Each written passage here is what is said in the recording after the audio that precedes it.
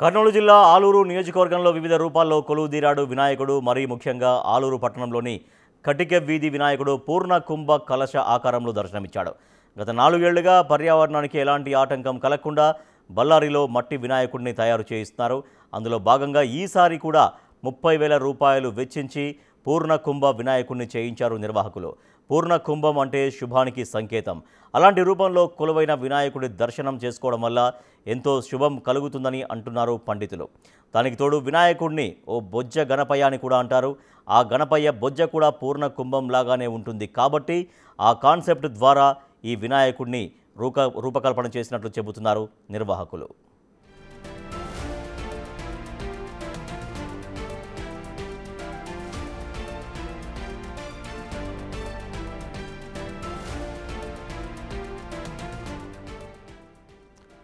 నారాయణపేట జిల్లా కోస్గి మున్సిపాలిటీలో హనుమాన్ నగర్ వినాయకుడు విభిన్నంగా కొలువుదీరాడు.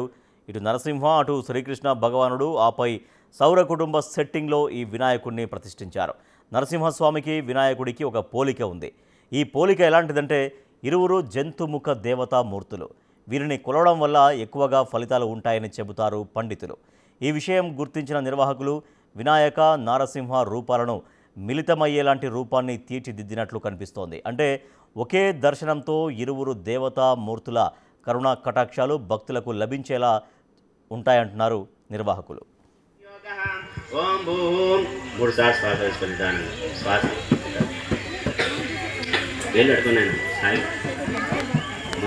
శ్వాస నిదానం చేస్తుంది.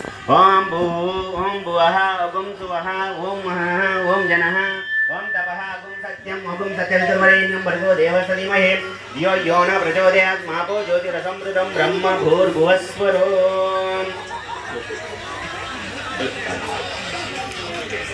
నమః పద్మనాభాయ నమః సంకర్షణాయ నమః అనుద్ధాయ నమః. ఇక నరసాపురం అంకానివారి పాలెంలో డిఫరెంట్ కాన్సెప్ట్ తీసుకున్నారు. అందరూ మట్టితో వినాయకుల్ని చేస్తే వీరు మాత్రం మెటీరియల్ చేంజ్ చేశారు. మొత్తం నెమలి పింఛంతో గణనాథుని కొలువుదీర్చారు. మామూలుగా గణపతి సోదరుడు కుమారస్వామి వాహనం నెమలి. 3,000 నెమలి పింఛాలతో స్వామివారిని తయారు చేయడానికి అయిన ఖర్చు 80,000 రూపాయలు అయినట్టుగా చెబుతున్నారు నిర్వాహకులు. ఇక్కడ కుమారస్వామికి గుర్తుగా శూలం కూడా ఏర్పాటు చేశారు. దీంతో సోదరులిద్దరినీ ఏకకాలంలో దర్శించుకుని మొక్కులు చెల్లించుకునేలాంటి వెసులుబాటు కల్పించినట్లు చెబుతున్నారు.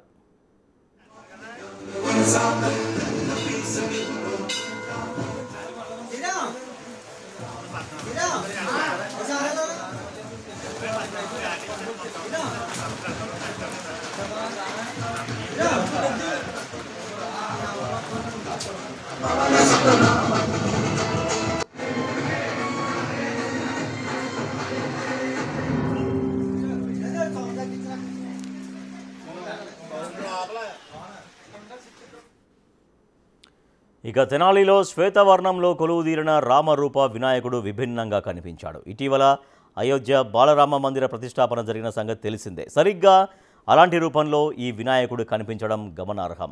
ఈ రామరూప వినాయకుడిని చూడడానికి పెద్ద ఎత్తున వస్తున్నారు భక్తులు. అయోధ్య భద్రాద్రి రామయ్య దర్శనం తమకు ఇక్కడే కలుగుతోందని చెబుతున్నారు.